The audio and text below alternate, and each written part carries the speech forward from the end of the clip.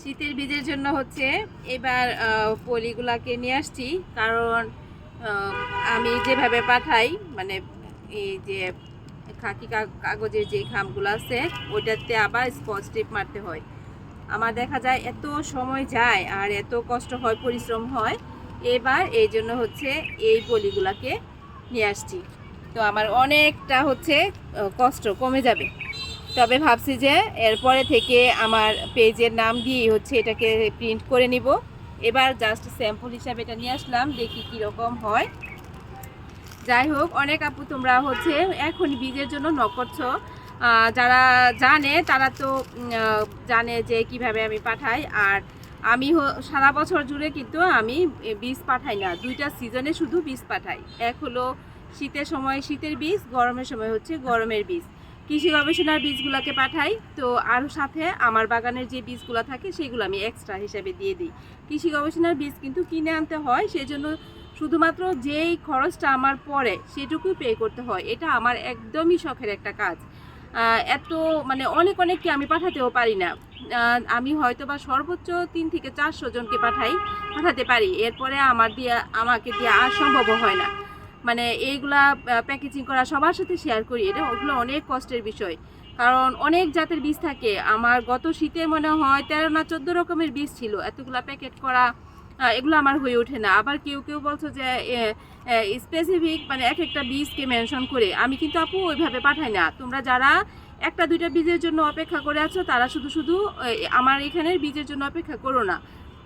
একটা দুইটা বীজ আমি হচ্ছে সবগুলাকে যে বীজগুলোকে পাঠাই সব একসাথে থাকে। কৃষি গবেষণার বীজ প্লাস হচ্ছে আমার এখানে ছাদের যেগুলো আমি এক্সট্রা কালেক্ট করি সেই বীজগুলোকে একসাথে দিয়ে আমি এক প্যাকেটে করে ফেলি।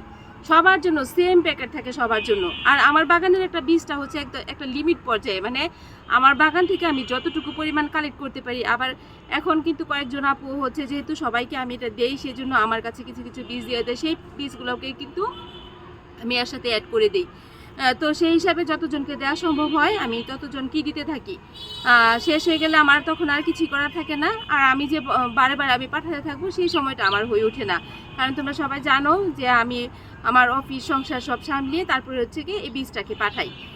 এটা অনেক সময়ের বিষয়, অনেক পরিশ্রমের বিষয়, কিন্তু তারপরেও কৃষি গবেষণার বীজগুলা হচ্ছে এর জার্মিনেশন রেটটা এত ভালো থাকে, সেই জন্য শুধু আমি পাঠাই যে এর চারাগুলোও ভালো হয়, এর থেকে যে সবজিগুলো হয় সেগুলো খেতে অন্যরকম। আমার বাগানে আমি খাওয়ার জন্য সব বলতে গেলে কৃষি গবেষণা, আর এক্সট্রা কিছু একটু অন্যরকম, যেহেতু ভিডিও পোস্ট করি সেই জন্য এক্সট্রা কিছু অন্যরকম বীজ থাকে যেগুলো নাকি বসাই, কিছু বীজ এক্সট্রা বসাই, বাকি সবই কিন্তু আমার এখানের কৃষি গবেষণার বীজ। শীতের বলতে গেলে সব ধরনেরই বীজ পাওয়া যায়, তো আমি এখনও বলতে পারছি না, কারণ ওদের আগস্ট মাসে আমি হচ্ছে ওদের এখান থেকে বীজ আনবো। আগস্ট মাসে হলো বীজ ইনশাল্লাহ পাঠানো শুরু করব। এখন আনার পর যতক্ষণ লাগে আর কি। আর যখন বীজ আনবো তখন যে বীজ মানে ওদের এখানে যে বীজগুলো ভালো হয় সেগুলোকে বীজ কেন্দ্রে নিয়ে আসে। আর যারা কৃষি গবেষণা গাজীপুর থেকে নিতে চাও তারা কৃষি গবেষণায় ঢুকে, ওদের বীজ বিক্রয় কেন্দ্র আছে, ঢুকে হাতের ডান পাশে একটু যাওয়ার পরই একটা বিল্ডিং আছে, সেটা নিচতলাই তারা বীজ বিক্রি করে অনায়াসে। সেখান থেকে তোমরা কিন্তু যার যেগুলো পছন্দ হবে সেটা নিয়ে আসতে পারো।